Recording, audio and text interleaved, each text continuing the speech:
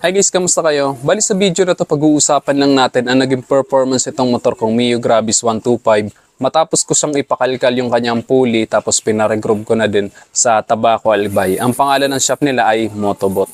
By the way, itong motor ko na to ay 3 years na sa akin at stock pa talaga lahat ng panggilid na to. Pero napansin ko humihina na yung kanyang hatak, lalong-lalo na sa mga akyatan. Kaya naisip ko na ipakalkal na yung panggilid na to. Siguro nagtataka kayo kung bakit pinakalkal ko pa kung pwede naman akong bumili na lang sa mga aftermarkets. Para sa akin kasi mas matibay pa rin ng stock na pulley lang kasi meron nitong seal kaya hindi basta-basta matutuyo ang lubricant nito sa loob.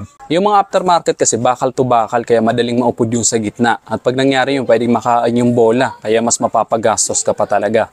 Hindi lang mapapagastos kasi delikado kapag nangyari yun. Ang maganda kasi kapag pinakalkal mo ang pulley, mas dudulo yung belt mo sa pulley.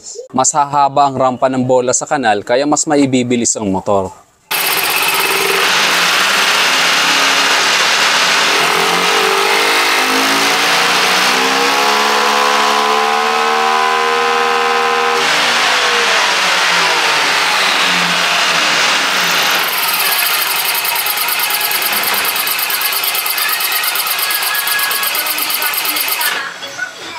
Dati kasi natatakot ako kapag nag-overtake kasi bitin talaga ang takbo niya. Pero ngayon hindi na kasi mas malakas na yung sa gitna tapos sa bandang dulo. Yung center spring pala nito ay pinalitan ko na rin ng 1,200 RPM. Yung stock na center spring nito ay 800 RPM lang. At napansin ko, mas lumakas talaga siya pagdating sa gitna tapos sa dulo. Pero pagdating sa arangkada, medyo humina siya kasi nga mas malaki na yung spring. Yan yung bola niya naman, pinalitan ko na rin ng tig 10 grams lahat. Bali yun nga lang, lumakas nga yung gitna tapos sa bandang dulo, pero yung sa arangkada, medyo humina nga lang talaga siya. Pero ang importante lang naman sa akin, hindi na ako nabibitin, lalong-lalo na pag nag-overtake. Sa fuel consumption naman, medyo lumakas siya ng kaunti kumpara sa normal, pero normal lang naman yun dahil mas mabilis na motor, mas malakas talaga sa gasolina. Dati kasi ang average fuel consumption nitong motor ko ay nasa 45 to 48 km per liter. Pero napansin ko nitong mga nakarang araw, umaabot na lang siya ng 40 to 42. Pero depende pa rin yan sa kung paano ako magmaneho at sa bigat ng angkas ko.